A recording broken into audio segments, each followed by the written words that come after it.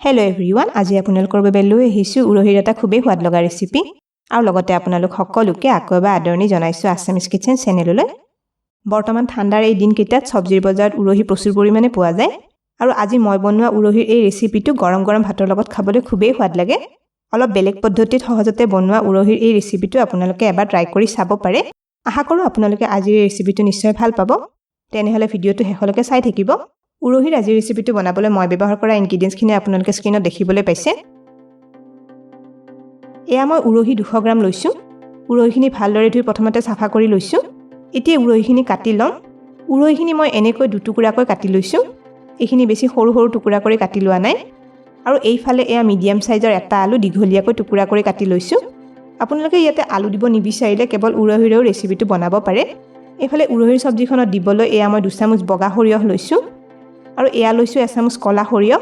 আপোনালোকে ইয়াতে কেৱল বগা সৰিয়হ ব্যৱহাৰ কৰিও ৰেচিপিটো বনাব পাৰে।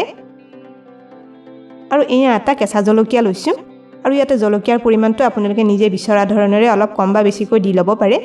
এতিয়া এই সৰিয়হ আৰু জলকীয়াখিনি একেলগে পিচি ল'ম।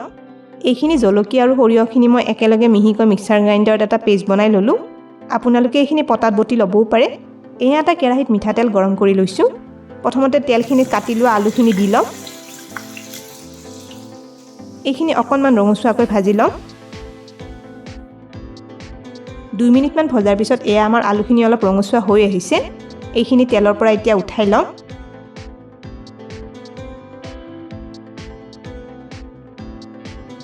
এতিয়া এয়া আগতে কাটি লোৱা উৰহীখিনি তেলত দি লৈছোঁ। এই উৰহীখিনিও আগতে এবাৰ অলপ ৰঙচুৱাকৈ ভাজি ল'ম। এইখিনি মই গেছৰ মিডিয়াম ফ্লেমত ভাজি আছোঁ। উৰহীখিনি চাওক 2 মিনিটমান ভজাৰ পিছত অলপ অলপ ৰঙচুৱা হৈ আহিছে। এইখিনিও তেলৰ পৰা উঠাই লৈছোঁ। এয়া ৰৈ যোৱা তেলখিনিত আধা চামুচ কালজিৰা দি দিলোঁ। লগতে এটা শুকান জলকীয়া দিছোঁ। এতিয়া এটা মিহিকৈ কাটি লোৱা পিঁয়াজ ইয়াতে দি ল'লোঁ। এই পিঁয়াজখিনি অকণমান ভাজি ল'ম। এইখিনিতে এটা ৰিকুৱেষ্ট কৰিলোঁ, ভিডিঅ'টো চাই ভাল পালে লাইক আৰু শ্বেয়াৰ কৰি দিব। পিঁয়াজখিনি ভজাগৈ অলপ অলপ ৰঙচুৱা হৈ আহিছে। এয়া এচামুচ মিহিকৈ কাটি লোৱা নহৰু দি দিছোঁ আৰু লগতে এয়া মিহিকৈ ৰুকি লোৱা আদা আধা চামুচ দিছোঁ। এতিয়া গোটেইখিনি মিলাই আৰু 2 মিনিটমান ভাজি ল'ম। এয়া পিঁয়াজ আৰু আদা নহৰুখিনি আমাৰ ভজা হৈ গৈছে। এতিয়া ইয়াতে অলপ গুড়ি মছলা দি ল'ম। এয়া আধা চামুচ হালধি দি দিছোঁ। জলকীয়া গুড়ি আধা চামুচ দিলোঁ। মছলাখিনি এবাৰ মিলাই দিছোঁ। আপোনালোকৰ যিসকলে আমাৰ চেনেলটো এতিয়ালৈকে ছাবস্ক্ৰাইব কৰা নাই তেওঁলোকক আমাৰ চেনেলটো ছাবস্ক্ৰাইব কৰিবলৈ ৰিকুৱেষ্ট কৰিলোঁ আৰু কাষতে থকা বেল আইকনটো টিপি নটিফিকেশ্যন অল কৰি দিব। আৰু এতিয়া ইয়াতে মিহিকৈ বনাই লোৱা এটা বিলাহীৰ পেষ্ট দি ল'লোঁ। বিলাহীৰ পেষ্টখিনি মছলাখিনিৰ লগত মিলাই অলপ দেৰি ভাজি ল'ম। ইয়াতে আপোনালোকে বিলাহীটো মিহিকৈ কাটি লৈ দিবও পাৰে। এয়া চাওক অলপ দেৰি ভজাৰ পিছত বিলাহীখিনি ভজা গৈ মছলাৰ তেলখিনি ওলাই আহিছে। এইখিনি ভজা হৈ গৈছে।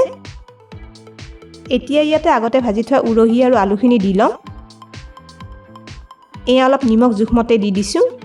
এতিয়া উৰহীখিনি মছলাখিনিৰ লগত মিলাই মাত্ৰ 1 মিনিটমান ভাজি ল'ম।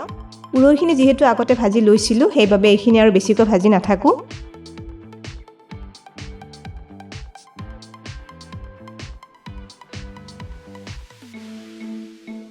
আৰু এতিয়া এইখিনি আগতে বনাই থোৱা সৰিয়হৰ পেষ্টখিনি উৰহীখিনি দি লৈছোঁ। আকৌ এবাৰ গোটেইখিনি মিলাই ল'ম।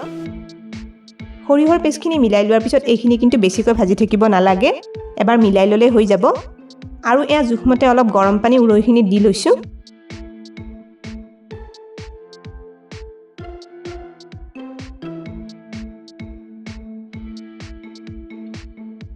পানীখিনি এবাৰ লৰাই দিছোঁ।